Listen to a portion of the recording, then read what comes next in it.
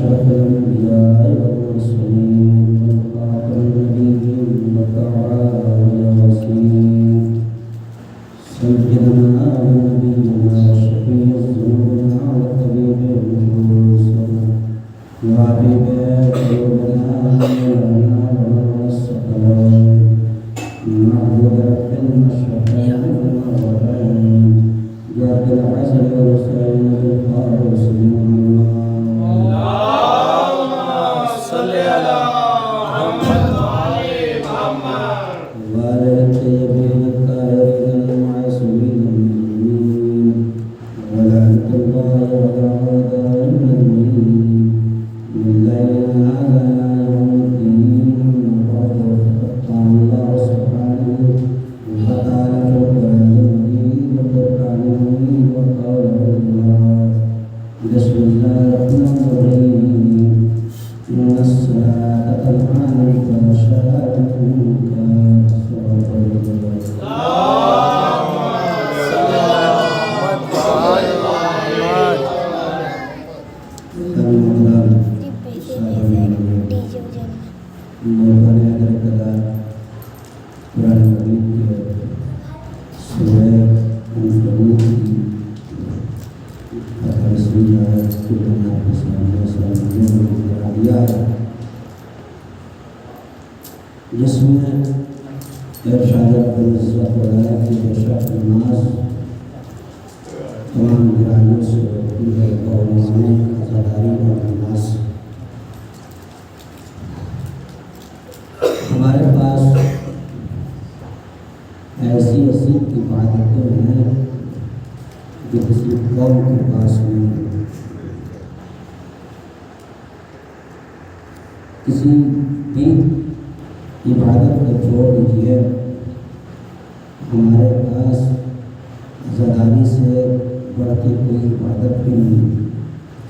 یہ بھی عبادت ہے، جس طرح ہمارے اوپر روزہ واجب قرار دیا، نماز پڑھنے کا حکم دیا گیا، اسی طرح علماء نے معصومین نے ہمیں عزاداری کرنے کا حکم دیا ہے۔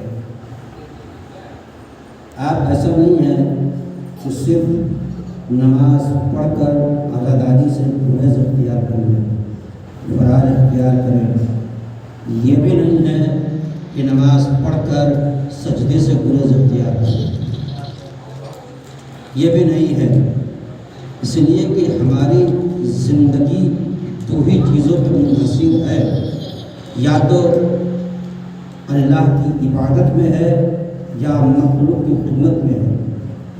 مخلوق کی خدمت میں ہے، لفظوں کو پھر بدل رہا ہوں، اللہ کی عبادت کا نام ہے سجدہ، مخلوق کی خدمت کا نام ہے عزاداری۔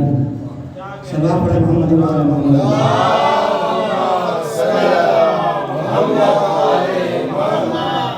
مخلوق کی خدمت کا نام ہے عزاداری۔ اچھا ایک بات بہت دنوں سے آپ نے نوٹ کیا ہوگا، دیکھا ہوگا، میں کسی قوم کی بات نہیں کرتا، میں اپنی قوم کی بات کرتا ہوں، مسلمانوں کی بات کرتا ہوں۔ کیا جب مان لیتے ہیں کہ کسی بھی قوم میں جب کوئی انسان مراسم کو نبھاتا ہے، مراسم یعنی کسی بھی چیز کو وہ برپا کرتا ہے، برگزار کرتا ہے، تو پرسادی یعنی تبرک کا انتظام ہوتا ہے۔ مندروں میں دیکھا ہوگا آپ نے، بہت توجہ، جہاں جہاں میری آواز پہنچ رہی ہے وہ بھی غور سے سنیں کہ تبرک یعنی پرساد کا انتظام کیا جاتا ہے۔ پنڈت وہ بھجن گا رہا ہوتا ہے، اس کے بعد وہ پرسادی دیا جاتا ہے۔ پرسادی میں کچھ بھی ہوتا ہو وہ آپ کے اوپر ہے، لیکن ہم نے دیکھا مسلمانوں میں اگر میلادیں ہو رہی ہیں اس میں بھی تبرک رسول کا انتظام کیا جاتا ہے۔ بہت لفظوں پہ غور کیجیے گا، اگر پسند آئے تو دعاؤں سے نواز دیجیے گا، دعاؤں سے نواز دیجیے گا۔ مجلسوں میں ہم نے دیکھا کہ ہماری مجلسیں، کوئی بھی مجلس ہو، ایک تو مجلس چھوٹی نہ ہوتی ہے نہ بڑی ہوتی ہے، وہ تو میں نے بنا رکھا ہے کہ چھوٹی والی مجلس یہ بڑی والی مجلس مجلس ہوتی ہے. تو مجلسوں میں ہم نے دیکھا کہ بغیر تبرک کے ہم لوگ فرش ادا نہیں بچھاتے ہیں. فرش ادا اگر پہلے بچھاتے ہیں تو پہلے سے تبرک کا انتظام بھی کرتے ہیں. اور لفظوں میں غور کیجیے گا, پہلے سے ہم تبرک کا انتظام بھی کرتے ہیں. اگر تبرک کا انتظام بھی نہیں کرتے ہیں تو ذہن میں یہ تو رہتا ہے کہ ہمیں بانٹنا کیا ہے. بانٹنا کیا ہے؟ بانٹنا کیا ہے؟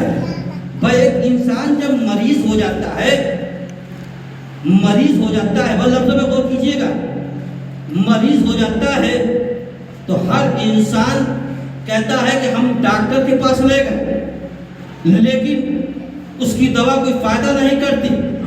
ایک مریض کو شفا پانے کے لیے صرف ڈاکٹر کی دوا کافی نہیں ہے, دعا کی ضرورت ہوتی ہے. دعا کی ضرورت ہوتی ہے, تب وہ زندگی پائے گا, تب اسے زندگی ملے گی. بھائی یہی تو میں بتانا چاہتا ہوں. ہم فرش ادا بچھا کر اور تبرک بانٹ کر ہم صرف مجلس نہیں کرتے ہیں. بھائی ذکر اہل بیت کا نام ہے, ذکر اہل بیت کا نام ہے دعا, ذکر اہل بیت کا نام ہے دعا, تبرک کا نام ہے دعا. جب یہ تو مریضوں کو مل جاتا ہے تو وہ زندگی پا کر رہتا ہے. صلوات پڑھتے ہیں محمد والے محمد.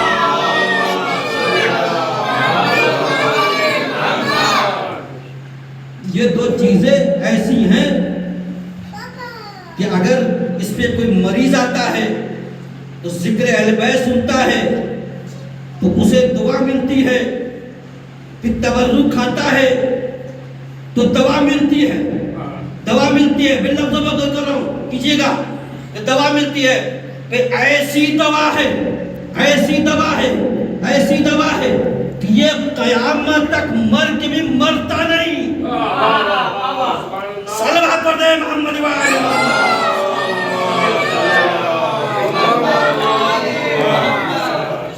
یہ دوا دو دوا, ایک جسم کے لیے تبرک کا انتظام, روح کے لیے دعا کا انتظام.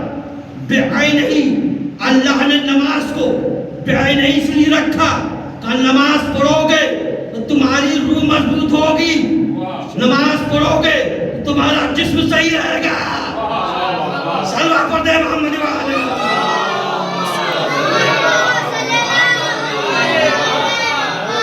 وہاں بھی دو فائدے, یہاں بھی دو فائدے, برابر کا فائدہ رکھا. دیکھو ہم نے عدالت میں کوئی کمی نہیں کی ہے, اس لیے کہ میں اللہ ہوں, وحدہ لا شریک ہوں. تم نے سجدہ کیا ہے تو تمہارے روح کو میں مضبوط بناؤں گا, تمہارے جسم کو مضبوط بناؤں گا. اس لیے کہ ہماری معراج ہے, نبیوں کی معراج عرش پہ جانا, مومنین کی معراج مسجد میں جانا. صلوات پڑھتے ہیں محمد والے.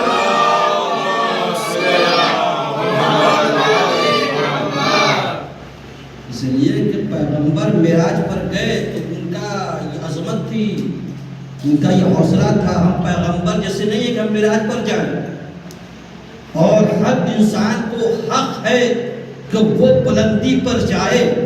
اللہ نے کہا دیکھو وہ تو میرے محبوب بندے تھے, میں نے اسے بلایا, وہ معراج پر آ گئے. تمہارے لیے بھی میں نے معراج رکھی ہے. کہا کیا ہے؟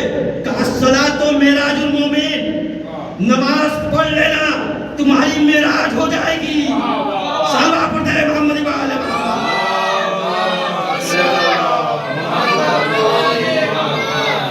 نماز پڑھنے سے معراج ہوتی ہے, اور ایسی معراج جس طرح رسول اللہ کی معراج.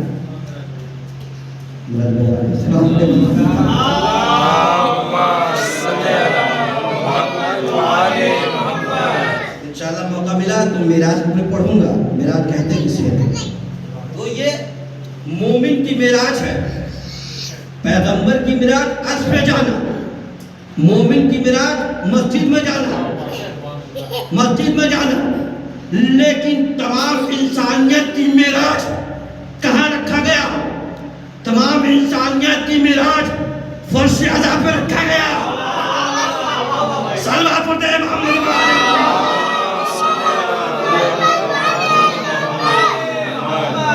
تمام امت مسلمہ کی انسانیت کی معراج کہاں رکھا گیا؟ کہ فرش پہ رکھا گیا. کہ دلیل کیا ہے؟ کہ دلیل یہ ہے کہ نبی عرش پہ گیا تھا لیکن میں نے دیکھا کہ عرش کے فرشتے زمین پر آئے. صلوات پڑھتے ہیں محمد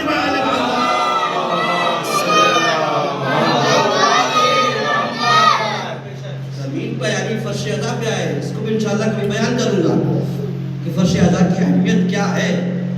تو ہمیں دونوں لے کر چلنا ہے، عزاداری اور نماز، حسین اور سجدہ. حسین اور سجدہ اس لیے کہ مقصد حسین کیا ہے؟ سجدہ ہے. سجدے کرنے کا مقصد کیا ہے؟ حسین ہے، حسین ہے. اب ایک جملہ عرض کروں. مولا کائنات حضرت علی بن ابی طالب علیہ السلام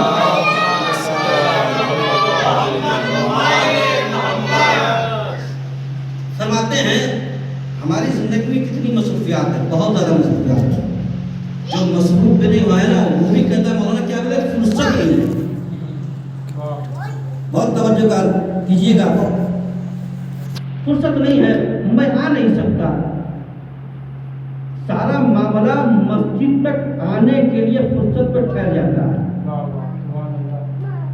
اور کہیں نہیں. مطلب جو بھائی بات بہت سچی ہے، کڑی ہوئی ہے، لیکن حقیقت ہے. مولانا نے کیا کہا؟ مولانا نے ایک جملہ کہہ دیا. مولانا نے کہا کہ فرصت مصروف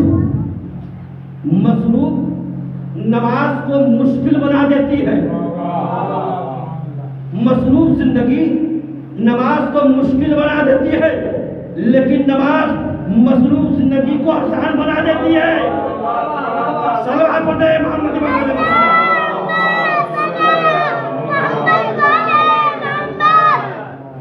تو فرصت کسی کے پاس نہیں ہوتی، نکالنا پڑتا ہے. ایک واحد نماز ہے کہ جو تمام برائیوں سے روکتی ہے. مسئلہ یہ ہے کہ ہم نماز کیوں پڑھیں، عزاداری کیوں نہ کریں؟ اللہ نے کہا ہے تو کرنا ہے. عزاداری کا حکم بھی اللہ نے معصومین نے کہا کرو. اس لیے کہ جہاں حسین وہاں سجدہ ہے، جہاں سجدہ ہوگا وہاں حسین ہوگا. اور دیکھیے کچھ اعمال ایسے ہوتے ہیں جو پروردگار اسی دنیا میں سزا دیتا ہے. تکلیفیں ہمارے پر جو پہنچتی ہیں جو ہوتی ہیں یہ ہمارے اعمال کا نتیجہ ہوتا ہے.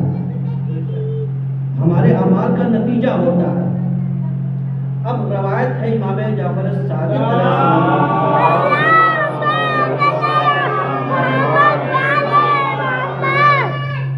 مولا فرماتے ہیں کہ مولا کے پاس ایک شخص آیا.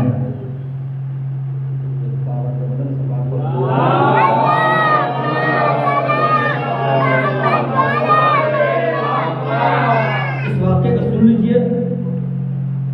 مولا کے پاس چھوٹے امام کے پاس ایک شخص آیا. آنے والا کون تھا؟ آنے والا وہ تھا کہ جو بہترین انکم تھی، دولت مند انسان تھا. غربت اس کے یہاں کبھی آئی نہیں.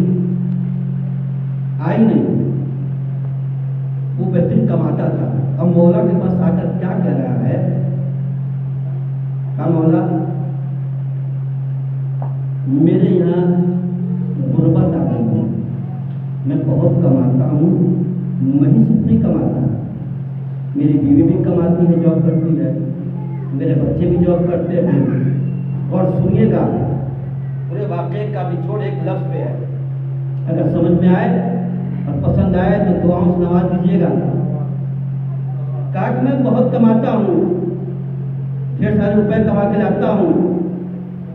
میں اتنا کماتا ہوں کہ میرے محلے میں مجھ سے زیادہ کوئی کماتا ہی نہیں ہے. لیکن ہمارے یہاں کوئی برکت نہیں ہے، ہمارے مال میں کوئی برکت ہی نہیں ہے. لگتا ہے کہ کب ختم ہو جاتا ہے پتہ نہیں چلتا.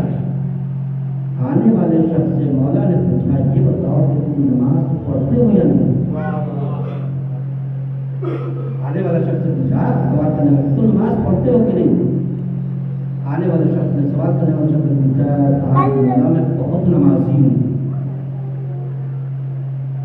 پھر مولا نے کہا یہ بتاؤ کہ تمہاری بیوی. مولا بہت نمازی ہے. کسی محلے میں کیا عورتیں نماز پڑھیں گی جو میری بیوی پڑھتی ہے. اور ہمارے بچے بھی بہت نمازی ہیں. ہمارے گھر میں سب نمازی ہیں. ہمارے خاندان میں تمہارے خاندان میں ہمارے خاندان میں سب نمازی ہیں. اور تمہارے عزیز و اقارب میں ہمارے عزیز و اقارب میں ہمارے خیال سے سب کے سب نمازی ہیں. جب سب نمازی ہیں تو برکت کہاں سے چلی گئی بھائی. مولا مستقبل کی خبریں جانتا ہے. وہ مولا ہی نہیں کہ جو مستقبل کی خبریں نہ جانے. مولا نے کہا کہ تم اپنے گھر جاؤ. گھر پہ جانے کے بعد چھت پہ چڑھنا. چھت پہ چڑھنے کے بعد چھت کی جو زمین ہوتی ہے اس کو کھودنا. ایک چیز ملے گی وہ لے کر چلے آنا. اسی کو کہتے ہیں مولا ایک پرپل کی خبر دے رہے ہیں. گھر کسی اور کا ہے خبر کوئی اور دے رہا ہے. گھر کسی اور کا ہے خبر کوئی اور دے رہا ہے. اب وہ چھت پہ گیا. جانے کے بعد جیسا مولا نے کہا ویسے زمین کی کھدائی کھودنے کے بعد ایک چیز ملی. وہ لے کر دوڑتا ہوا چلا آیا. مولا یہ چیز ملی ہے. مولا نے کہا جانتے ہو یہ کیا ہے. کہ نہیں مولا میں نہیں جانتا ہوں. کہ یہ ایک بے نمازی کی ہڈی ہے. ایک بے نمازی کی ہڈی. اب نتیجہ آپ کے حوالے کر رہا ہوں. اگر ایک بے نمازی کی ہڈی نمازی کی یہاں چلی جائے اس کے یہاں سے برکتیں ختم ہو جاتی ہیں. اور جس کے گھر میں پورے کے پورے بے نمازی ہو صلاح پڑھے محمد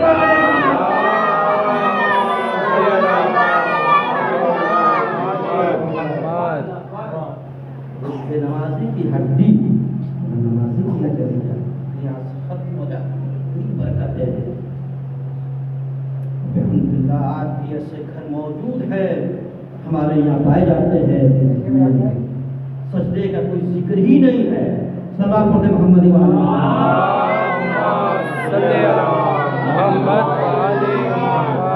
ہم نے بتایا کہ عزاداری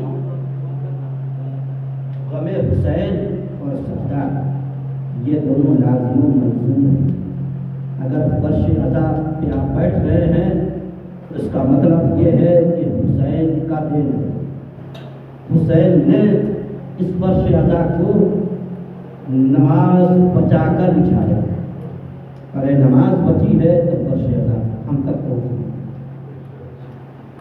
اور نماز زندگی انسان کی زندگی بڑھاتی ہے. فرش عزا بھی انسان کی زندگی بڑھاتی ہے. نماز پڑھنے والا کبھی انسان مر کے بھی مرتا نہیں اور فرش عزا پہ بیٹھنے والا بھی مر کے مرتا نہیں. یہ دونوں عبادتیں ایسی ہیں کہ جو ہم تک پہنچی ہیں اور قیامت تک یہ عبادتیں رہیں گی جو وراثت میں چلی آ رہی. ایسا نہیں ہے کہ ہم عزاداری کو بھول جائے صرف نماز کی طرف دوڑیں یا صرف نماز کو یاد رکھے عزاداری کو بھول جائے. دونوں کو لے کر چلنا ہے. جہاں اللہ نے کہا دیکھو اگر تم واقعی اللہ کے بندے ہو اللہ کو دوست رکھتے ہو تو دو خدمتیں ہیں دو عبادتیں ہیں. ایک اللہ کی عبادت ہے ایک مخلوق کی خدمت ہے. ایک حقوق اللہ ہے ایک حقوق الناس ہے. حقوق اللہ کو عبادت کہتے ہیں جسے نماز کہتے ہیں. حقوق الناس کو عزاداری کہتے ہیں. اب اگر دونوں کو سمیٹا جائے تو دونوں کو سمیٹنے کے بعد جسے بنتا ہے تو محبت اہل بیت کہتے ہیں. محبت محمد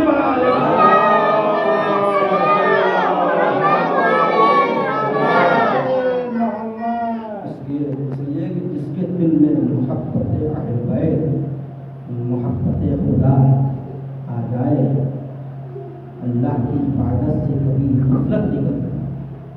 پیچھے نہیں ہٹتا، اس لیے کہ اللہ نے ہمیں اختیار دیا ہے، مجبور نہیں کیا۔ آپ دیکھیں ہمارے اسلام جو ہے فرقے بہت ہیں، دین بہت ہے، دین اتنے دین ہیں، لیکن اللہ نے کس دین کو پسند کیا؟ اسلام کو پسند کیا۔ ان اللہ اسلام، میرے نزدیک جو دین ہو اسلام۔ پھر آیت الکرسی میں بیان کیا اللہ نے کہ لا اکراہ فی الدین، دین میں کوئی جبر بھی نہیں۔ دین میں جبر کا مطلب یہ ہے، بس توضیح دو چار دین کا جبر کا مطلب یہ ہے کہ ہمارے یہاں بہت سے ادیان دین ہیں، دین کی جمع ادیان ہے، آپ کو اس ادیان میں سے جو پسند آئے اسے قبول کیجئے، یہ اختیار آپ کو دیا ہے، آپ کو دیا ہے۔ لیکن اگر دین کو پسند کر لیا ہے، اسی دین پر قائم رکھنا آپ کی ذمہ داری ہے۔ یہ دنیا کی یہ دستور ہے کہ جس شہر میں ہم رہتے ہیں اس شہر میں جو بھی اصول ہوتے ہیں، جو بھی قوانین ہوتے ہیں، اس پر عمل کرنا میرا طریقہ کار ہے، یہ واجب ہے، وہاں کے عمل کو فالو کریں۔ اسی طرح اسلام ہے، اگر اسلام کو قبول کر لیا تو واجب ہے، اسلام میں جتنے بھی ارکان ہیں اس پہ عمل کرنا میرا واجب ہے۔ صلوات پڑھتے ہیں محمد۔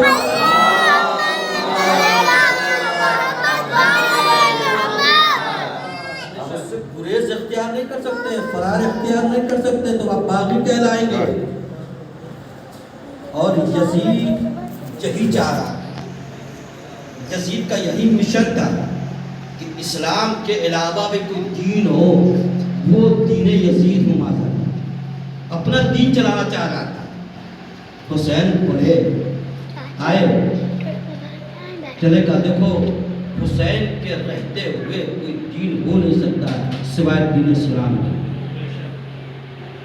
حسین نے کچھ بھی نہیں کیا، صرف اسلام کو زندہ رکھا، اسلام کو زندہ رکھا۔ اور قرآن مجید کی آیت ہے کہ جس کسی نے کسی ایک کو زندگی بخشی، اس نے پوری انسانیت کی زندگی بخشی۔ اور جس کسی نے کسی ایک کو مارا، قتل کیا، پوری انسانیت کا قتل کیا۔ یزید انسانیت کا قاتل ہے، امام حسین انسانیت کو حیات دینے والے ہیں۔ اب سمجھ میں آیا کہ حسین کہتے ہیں کسی ہے، یزید کسی ہے۔ لیکن آپ دیکھیں کہ حسین کے چاہنے والے ایسے بھی ہیں کہ کہیں کہیں اپنے رہتے ہوئے بھی حسین پر کام نہ آئے، لیکن کبھی کبھی بتایا جاتا ہے تاریخ میں کہ دوست وہی ہے جو وقت پہ کام ہے۔ اگر دوست کو آزمانا ہے تو مصیبت آپ پڑے تو آزما لیں گے، اگر جو مصیبت میں کام آ جائے سمجھیے وہی آپ کا پکا دوست ہے، وہی پکا چاہنے والا ہے، وہ غمگسار ہے، وہ آپ کا عاشق ہے۔ کربلا میں حسین کا دوست کون تھا؟ حبیب بن مظاہر۔ امام حسین نے حبیب بن مظاہر کو رجل فقیہ کہا۔ رجل فقیہ کا مطلب یہ ہے کہ کائنات کا علم جس کے اندر پایا جائے اسے رجل فقیہ کہا جاتا ہے۔ اور حسین نے صرف دو شخصیتوں کو، دو شخصیت ایسی ہے جو حسین نے صرف رجل فقیہ کہا، ایک جناب عباس کو کہا، ایک حبیب بن مظاہر کو کہا۔ امام حسین جب چاروں طرف سے گھیر لیے گئے، ظالموں نے گھیر لیا، حسین بچنے نہ پائے۔ ایک مرتبہ ثانیہ زہرا جناب زینب نے اپنے بھائی سے کہا کہ بھیا اگر کوئی ساتھی ہے، بچپنے کا دوست ہے، کوئی جانا ہے، مصیبت میں گھرے ہوئے ہیں، اب اسے پکاریں، خط لکھے، ہو سکتا ہے آپ کی مدد کے لیے آ جائے۔ حسین نے کہا ہے بہن زینب، میرے بچپنے کا دوست حبیب بن مظاہر ہے۔ حبیب مرتبہ حسین نے خط لکھا، بنا میں حبیب بن مظاہر۔ تاریخ بتاتی ہے ایک مرتبہ حبیب بن مظاہر اپنے بیوی کے ساتھ دسترخوان پہ بیٹھے ہوئے تھے، کھانا کھا رہے تھے، جیسے ہی لقمے کو چاہا کہ منہ تک لے جائے تب قربا ہوا، کا کون؟ کہ میں حسین کا قاصد ہوں، میں حسین کا خط لے کر آیا ہوں۔ تاریخ بتاتی ہے ایک مرتبہ کھانا کو چھوڑا، حبیب نے مظاہر پڑے، دروازے کو کھولا، کہا کون؟ کہ حسین کا قاصد ہو۔ ایک مرتبہ قاصد کو بوسہ دیا، خط کو لیا، اپنی آنکھوں سے لگایا، سر سے لگایا، چما۔ تاریخ بتاتی ہے ایک مرتبہ جب کھولا گیا خط تو کیا لکھا ہوا تھا؟ اے میرے بچپنے کا دوست حبیب بن مظاہر، یہ تمہارے حسین نرغ اعداء میں گھرا ہوا ہے، تمہارے مدد کی ضرورت ہے۔ یہ حسین یکو تنہا ہے، کوئی مدد کرنے والا نہیں ہے۔ جیسے ہی یہ خط پڑھ رہا تھا، ایک مرتبہ حبیب کی زوجہ نے پوچھا، اے میرے والی و وارث، یہ بتائیے یہ کس کا خط ہے؟ تاریخ بتاتی ہے کہ حبیب نے مظاہر نے کہا، اے میرے شریک حیات، یہ میرے آقا حسین کا خط ہے۔ تو کیا لکھا ہوا ہے؟ کہ لکھا ہوا ہے کہ میرا آقا حسین مجھے بلا رہے ہیں۔ کیا سوچا؟ کہ میں سوچ رہا ہوں میں تمہیں کیسے اکیلا چھوڑوں۔ تاریخ نے بتایا ہے شریک حیات نے کہا، اے میرے والی و واری، میرا اتنا خیال ہے میرے آقا حسین کا ذرہ برابر خیال نہیں۔ میرا آقا حسین نرغ اعداء میں گھرا ہوا ہے، میرے بارے میں نہ سوچ۔ اگر تمہیں لو میری چوڑیاں پہن کے تم یہاں رہ جاؤ، میں حسین کی مدد کے لیے جاؤں گی۔ ایک مرتبہ حبیب نے مظاہر نے شریک حیات سے کہا، اے میری شریک